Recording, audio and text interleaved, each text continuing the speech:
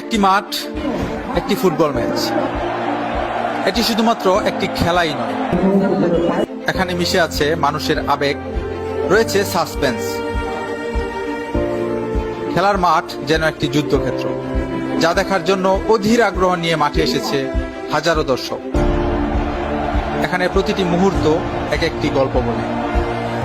তবে আজকে নতুন এক মহারণ শুরু হতে যাচ্ছে, যেখানে দুইটি দল তাদের সর্বোচ্চ দিয়ে আজকে লড়াই করবে। এক একটি গোল শুধু একটি গোল নয়, গ্রামের আত্মসম্মান রক্ষার লড়াই। এলাকার বিভিন্ন গ্রাম থেকে এসেছে হাজারো মানুষ।